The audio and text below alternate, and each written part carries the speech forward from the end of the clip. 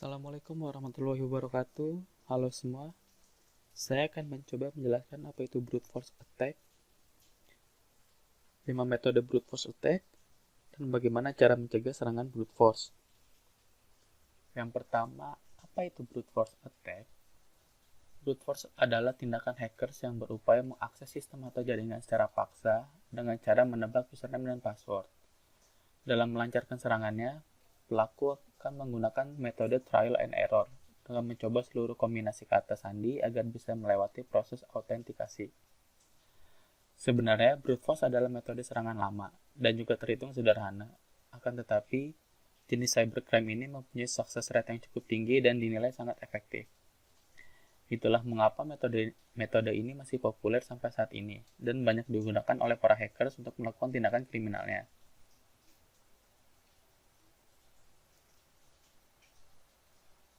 Lima metode brute force attack. Pada prakteknya, hacker mencoba menggunakan beberapa metode untuk melakukan brute force attack. Yang pertama, metode sederhana. Pada umumnya, hacker akan sekedar menebak-nebak password yang mungkin dipakai pada akun target. Metode ini cukup sering berhasil, terutama pada akun yang tidak menerapkan batasan login. Hacker bisa mencoba kombinasi username password sebanyak mungkin. Yang kedua, metode kamus.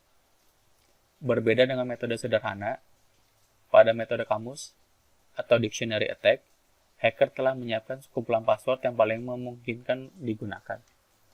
Jadi bukan asal menebak saja.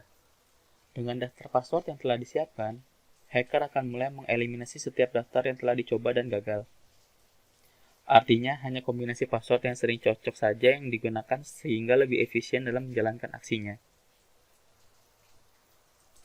Yang ketiga, metode hybrid. Metode hybrid adalah serangan brute force dengan menggabungkan metode sederhana dan kamus. Artinya, hacker telah memiliki daftar password untuk menebak login. Namun, selain mencoba menebak kombinasi pada daftar yang ada, mereka akan mencoba menambahkan angka atau huruf yang dianggap potensial. Yang keempat, metode kredensial. Sesuai namanya, metode ini akan menggunakan username dan password yang cocok pada suatu akun atau pada suatu akun untuk akun lainnya. Idenya adalah tak sedikit orang yang menggunakan password yang sama dalam berbagai layanan. Jadi dalam satu aksi pembobolan bisa banyak akun yang dikuasai. Yang kelima, metode rainbow table. Metode rainbow table adalah metode brute force yang paling unik. Hacker tidak menebak password, tapi melakukan dekripsi proteksi hasil enkripsi dari sebuah password. Metode ini lebih berpeluang memberikan password yang akurat. Kita lanjut.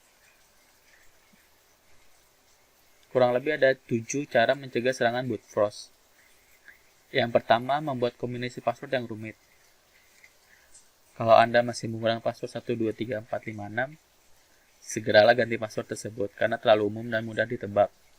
Hacker akan mudah mengetahuinya dengan serangan brute force dalam waktu singkat. Bagaimana membuat password yang kuat? Gabungkan huruf kapital, huruf kecil, simbol, dan angka yang tidak berurutan. Dan jangan lupa membuat password minimal 8 karakter. Yang kedua, mengatur limit login. Limit login akan membatasi seberapa banyak percobaan login bisa dilakukan. Hal ini cukup membantu dalam menghindari serangan brute force. Sebab setelah beberapa percobaan, login akan terkunci beberapa waktu. Contohnya, Anda mengatur limit login 5 kali, maka setelah gagal login 5 kali di halaman tersebut, akun akan dikunci dan perlu waktu untuk mencoba kombinasi username dan password yang lain. Ini tentu akan menyulitkan upaya peretasan karena akan memakan waktu yang lebih lama. Limit login memberi kebebasan Anda untuk mengatur tingkat keamanannya, berapa banyak percobaan yang dilakukan atau berapa lama login dikunci. Yang ketiga, gunakan CAPTCHA. Untuk mengamankan website dari brute force attack, Anda dapat menggunakan CAPTCHA atau Completely Automated Public Test to Tell Computer and Humans Apart.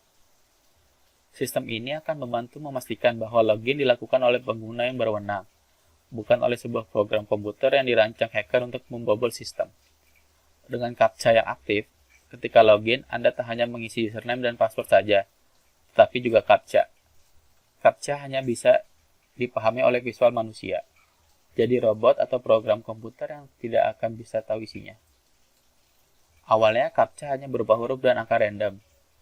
Namun pada saat ini telah berkembang ada yang berupa penjumlahan dan mencocokkan gambar. Yang keempat, memanfaatkan two-factor authentication. Two-factor authentication adalah upaya mencegah brute force attack dengan menggunakan konfirmasi dari perangkat lain. Jadi diperlukan autentikasi 2 kali untuk bisa login dengan akun Anda, yaitu password dan kode khusus. Dengan two-factor authentication, Anda akan mendapatkan kode autentikasi setiap kali login. Biasanya kode Anda akan diterima lewat nomor telepon Anda atau email. Keuntungan menggunakan two-factor authentication adalah Anda akan mendapat informasi adanya aktivitas login yang dilakukan. Selain itu, tanpa kode dari Anda, tak seorang pun bisa melanjutkan upaya login. Yang kelima, mengganti URL login WordPress. Untuk login ke WordPress, URL yang digunakan adalah www.namawebsite.com atau website-admin. URL default ini sering digunakan hacker untuk melakukan brute force. Jika Anda mengganti URL login, akan lebih sulit hacker menebaknya.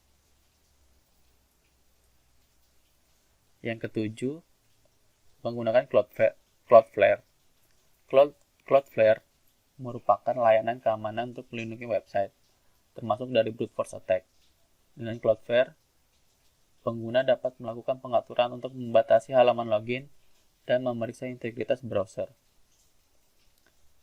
Yang kedelapan, memantau log. Penting untuk mengecek daftar aktivitas user pada website Anda.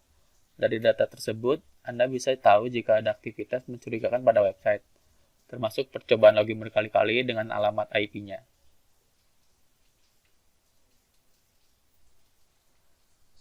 Segitu saja yang bisa dapat saya informasikan. Apabila ada salah kurangnya, mohon bisa ditambahkan. Assalamualaikum warahmatullahi wabarakatuh.